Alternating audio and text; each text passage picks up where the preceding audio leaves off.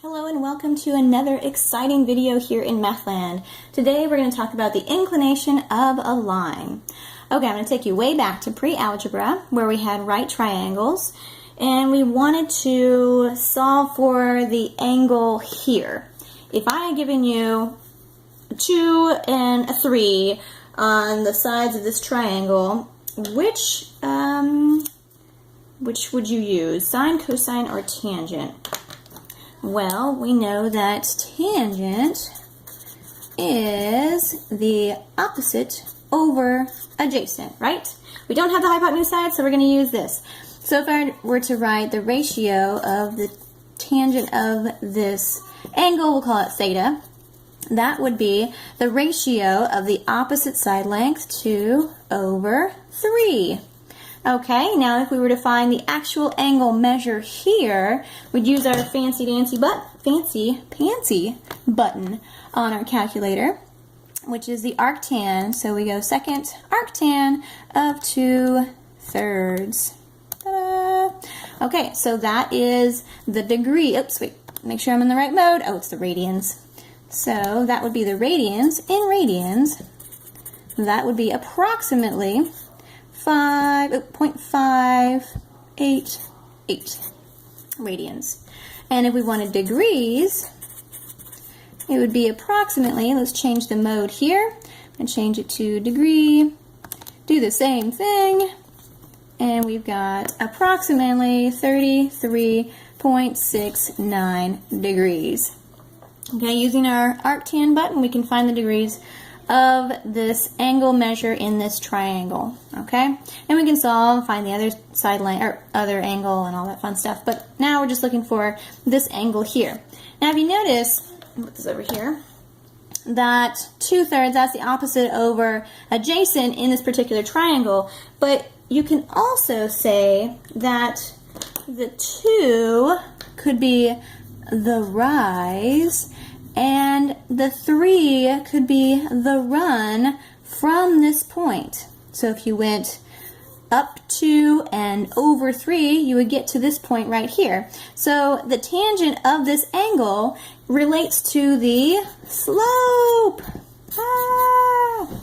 Okay, so instead of triangles now, let's try to figure out a line. So if I had y equals 2/3 x, I just have to look at my slope to see what the angle of inclination is.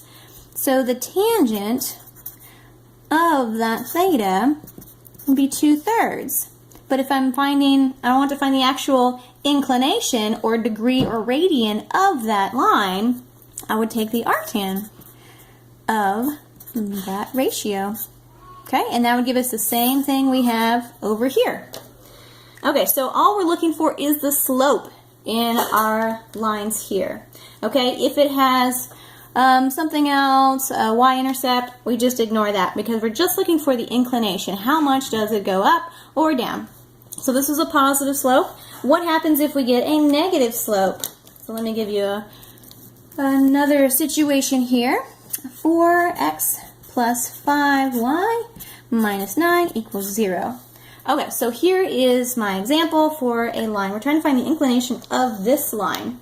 We're going to move everything over so we have a y equals a slope and an x and everything else. So I'm going to move everything over. I'm going to get y equals negative 4 divided by 5, x plus 9 divided by 5.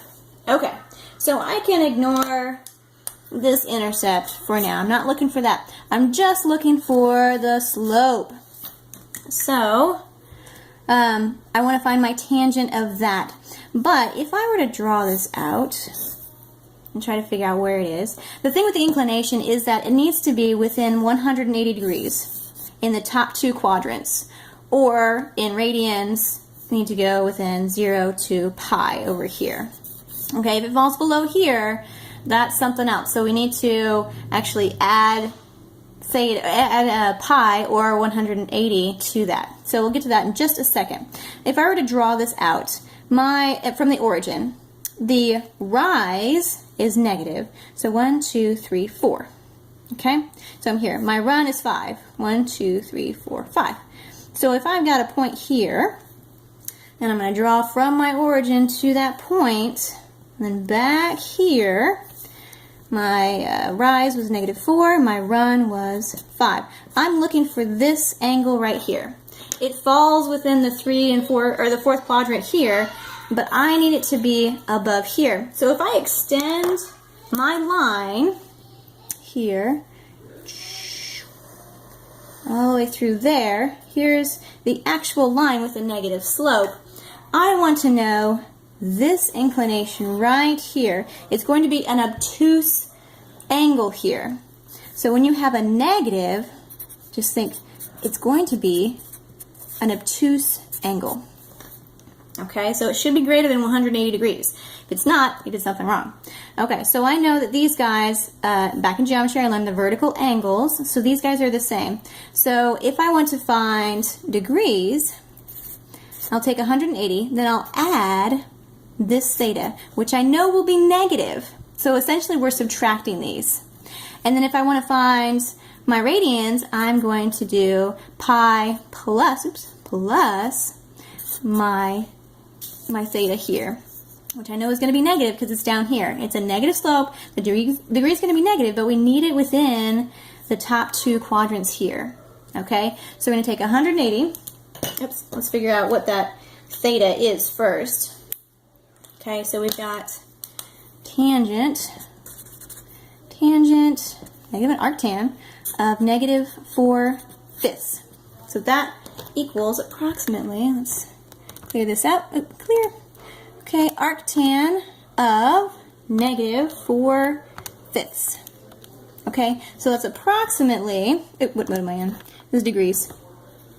Approximately -38.66 degrees. Okay, now I'm going to find it for, this is degrees, I'm going to find it for radians. Oops, mode. Radians. Okay, do the same thing here. Okay, so tangent -1, arctan, -4/5 is -0.67 radians. Call them rads. Okay, so now we're going to plug these in over here. These are my degrees. So 180 minus 38.66 would give our total degree here. So 180 minus 38.66, 141.34 degrees. See, it's an obtuse measurement of degrees here. Okay, same thing for theta. Or the same thing for radians. So I'm going to change my mode. Oops. Okay. So we've got pi, my pi button here. So I'm going to put pi plus, or minus. I'll put minus there because plus and minus makes a minus. 0.67 radians. That's going to be approximately 2.47 radians. Okay, there we go. Okay, so if the slope is negative, you're going to have to add it to 180, add it to pi here. If the slope is positive, then you just do the arctan of that ratio, the opposite over adjacent. Okay, that's it. Have fun with it.